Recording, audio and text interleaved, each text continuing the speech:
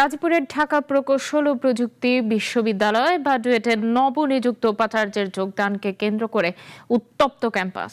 আজও বিশ্ববিদ্যালয়ের মূল ফটকে তালা ঝুলিয়ে আন্দোলন ও সংবাদ সম্মেলন করেছে শিক্ষার্থীরা।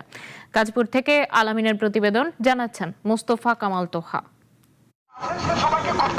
রোববার দিনভর বিক্ষোভ, ধাওয়া পাল্টা ধাওয়া আর উত্তেজনার পর আজও কাটেনি গাজীপুরের ঢাকা প্রকৌশল ও প্রযুক্তি বিশ্ববিদ্যালয় ডুয়েট ক্যাম্পাসের অচল অবস্থা।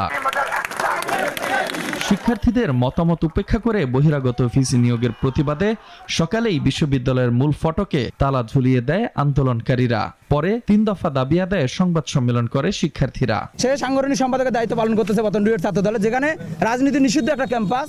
শিক্ষার্থীদের রক্তাক্ত করা হয়েছে দাবি এনে প্রজ্ঞাপন বাতিল করে কর্মরত শিক্ষকদের মধ্য থেকেই নতুন প্রশাসক নিয়োগের দাবি তাদের। আমাদের চাওয়া ছিল ডুয়েটে পূর্ব থেকে কর্মরত একজন শিক্ষককে যথাযথ ক্রাইটেরিয়ার মধ্যে দিয়ে বিসি হিসেবে নিয়োগ দান করুক। তবে আইন শৃঙ্খলা পরিস্থিতি নিয়ন্ত্রণে রাখতে ক্যাম্পাস ও আশপাশে সব ধরনের প্রস্তুতি আছে পুলিশের। এখানে আমরা তখনই ইন্টারফেয়ার করবো যখন কোনো ফৌজদারি অপরাধ ঘটবে।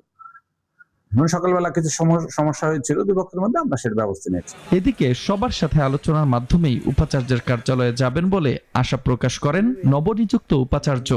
স্টুডেন্ট এবং আমার শিক্ষক কর্মকর্তা কর্মচারী সবার জন্য চিন্তা করে আমি এখন ভিতরে যাইনি, তবে আমি মিটিং করেছি আমি সবার সাথে অনলাইন।